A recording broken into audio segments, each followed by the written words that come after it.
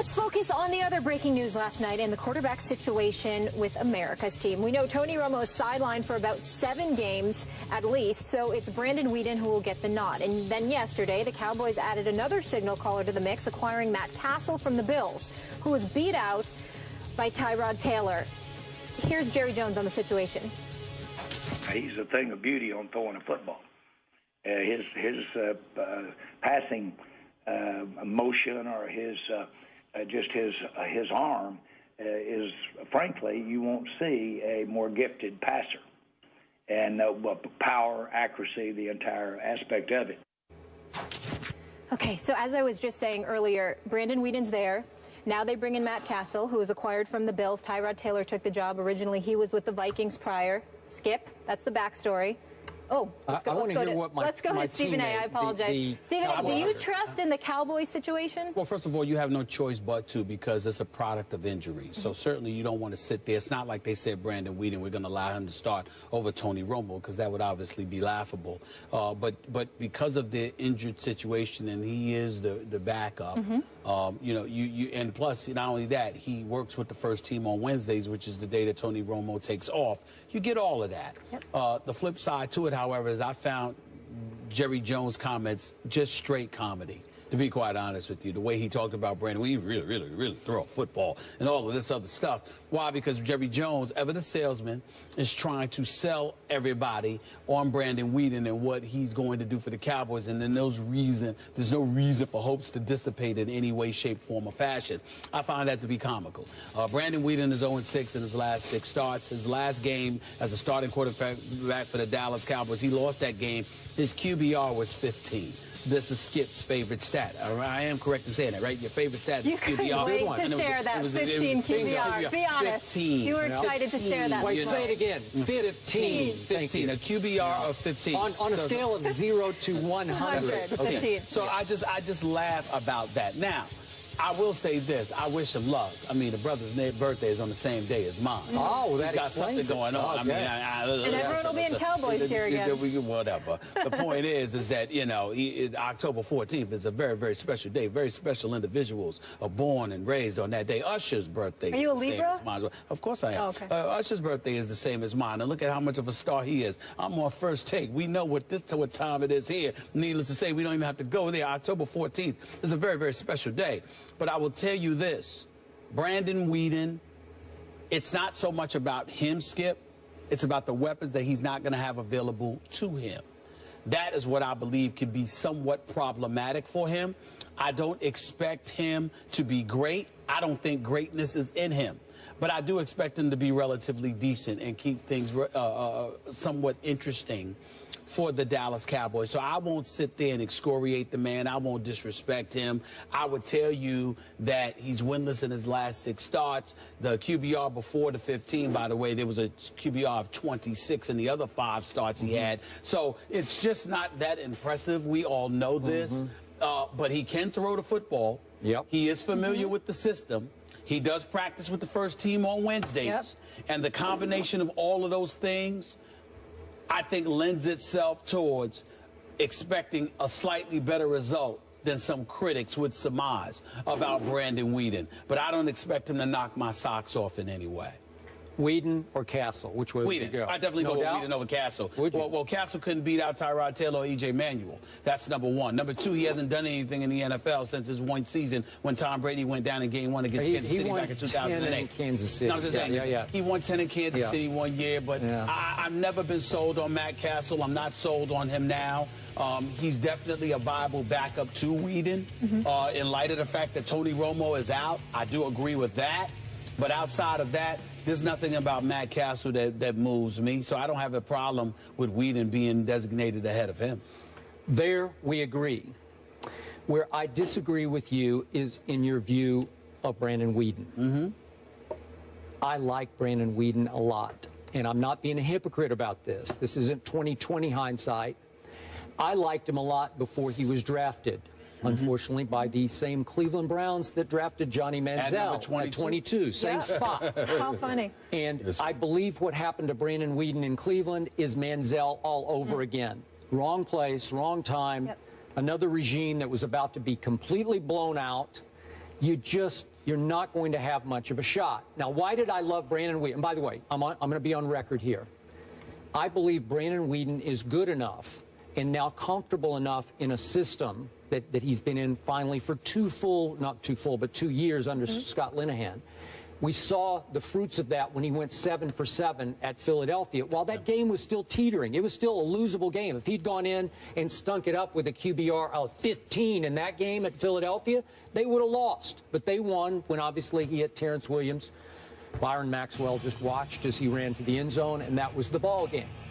But I'm going to be on record here. I believe Brandon Weeden is good enough to beat Matt Ryan and the Atlanta Falcons and to go to Drew Brees, who has an arm issue, as his New Orleans Saints have unfathomably fallen all the way to 30th in our ESPN power rankings. Are you kidding me? I think Brandon Weeden with this Cowboy team is good enough to win the next 2 games for my Dallas Cowboys, right? Yep. Okay, now, when we go back to his last year at Oklahoma State, why did I love him going into the draft?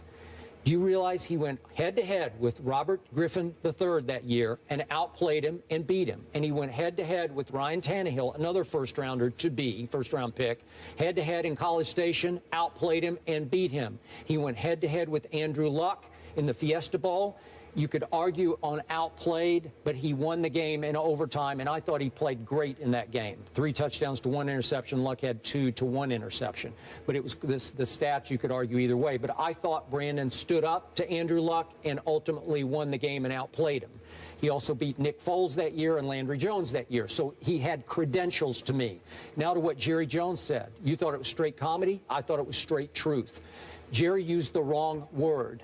He's then not. It wasn't straight truth. Okay, you won't see a more gifted passer, said Jerry Jones. If he had used the word thrower, it would have worked, because Brandon Weeden is a gifted thrower of the football. When you talk about passer of the football, now you're talking about reading defenses, hanging in the pocket under pressure, making the right choice, getting rid of the ball, blah, blah, blah, accuracy, all those things. But just on winging the football, he can make every throw, and he throws a sweet football. And by the way, your Yankees once upon a time drafted him in the 2nd round out of Edmond Santa Fe High School. Means nothing to me. He elected to go football. No, he didn't. He went to play baseball for like 4 or 5 years. Did he play for the Yankees? Yeah, played in the minor leagues. Well, that's what I'm saying. Okay. Well, you try. They picked him. They made him a bonus, let me tell you something. Right-handed pitcher. I don't know one single individual in the Yankees minor league system. When you ain't a Yankee until you make it up to the majors. But at one point, they thought they thought he was good enough. Again. Yeah. Okay, I don't count minor leaguers as a Yankee. Yeah. Let's be clear about that. That's number 1. Yeah. And number 2, Skip Bayless, let's also be clear about something here. You are a bit hypocritical. Allow me to explain to you why that is. You better be good because you said it's not revisionist history. You were a supporter of Brandon Weeden coming out of college. Here's why you're hypocritical. Because with everybody else, QBR means everything to you. Why wouldn't it mean that much with Brandon Weeden? Now, I understand your explanations, but that reeks of hypocrisy, because when I see a guy with 5 starts in 2013 with a QBR that's at 24, I was wrong, I said 26, it was 24. Okay, the QBR is 24, all right? And then you follow that up with the following year with a QBR of 15, and Skip Bayless religiously lives by. I have been up here, literally on many occasions, pointing to my computer. I have been up here pointing to quarterback rating, and you have repeatedly said means nothing to me. I'm all about QBR. Am I right about that, Molly? QBR is his favorite stat. No. When I ask you a question, my dear, a yes or no will suffice. Is it not true that Skip Bayless has shoved aside quarterback ratings in favor of QBR? Yes or no, Molly? Oh, my goodness. You're unbelievable. You two let me answer. Yes. QBR. Yes. QBR. Unbelievable. And your point is what? Molly. And your point is what? My point is, if QBR means everything with everybody else, why is it that it does not? Hold on. You brought up QBR when it came to Tim Tebow in the 4th quarter against Aaron Rodgers. How are you going to ignore QBR when it comes to Brandon Weeden? You know what? How? I don't have time to do this right now, but if I did look up his 4th quarter QBR in Cleveland and those rookie year starts I think you would be very impressed with it. I'm just because There's a good story in USA Today I read from it. his current I read coordinator. It. I read it. It's Mark right here. Whipple Yeah. was his coordinator that year. Mark He's now the Whipple. head coach at UMass. Mark okay? Whipple. Okay. Repeat that last name. Mark Whipple. I never heard of him, but go ahead. Go ahead. He raves about what Brandon did that year with obviously a bad football team. And he threw late passes that were dropped against Indianapolis, against Baltimore, and he took Dallas all the way to overtime at Dallas. He had some big games. He threw for 322 at Cincinnati, 364 at the Raiders. He could wing the football for a bad football team. No disrespect to Whipple. What is that? What his name? Yeah. Whipple. Yeah. Okay. No disrespect to Whipple. Where's Whipple at right now? He's the head coach at UMass. UMass. NFL. UMass. Come on now. I don't want to hear that because, listen, here's my thing. And it's not to disrespect Whipple. I'm sure that he's a good man and I'm sure that he's going to be a good coach. Here's my issue.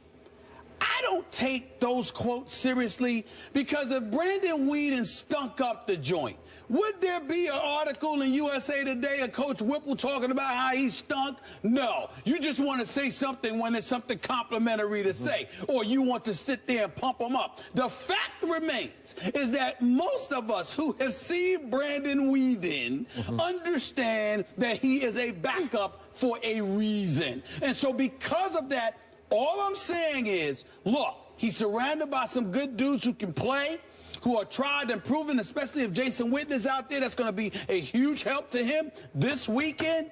But in the end, a quarterback rating of 24 in his 5 starts in 2013 and 15 in his lone start last year with an 0-6 record in his last 6 starts as a quarterback, all right, does not bode well for your guy. Okay. These are facts. Okay, here's my fact. Okay. He came in for Tony Romo in relief, made 4 out of 6 throws for 69 yards against Washington. Remember when Romo hurt his back? Yeah. Then the next week he had to start against Todd Bowles' defense at Jerry World. Arizona was on a roll, especially defensively, at 6-1 at that point.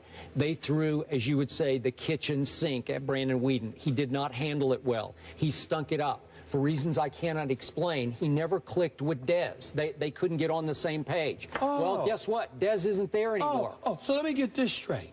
You're saying he couldn't click with Dez. So the fact that Dez Bryant, who you have proclaimed to be the best wide receiver in all of football, is not there, that's going to be a good thing for Brandon Weeden? You're unbelievable. Well, I mean, you're the best. I concede that you're the best. You just said that. No. You just looked on national television and said the best wide receiver in football who is gone because of a broken foot is a good thing for the backup quarterback for the Dallas Cowboys. So in other words, you know why? So in other words, let me educate you about football. The game you have you struggle to grasp. All right, no problem. No problem. You can take those shots.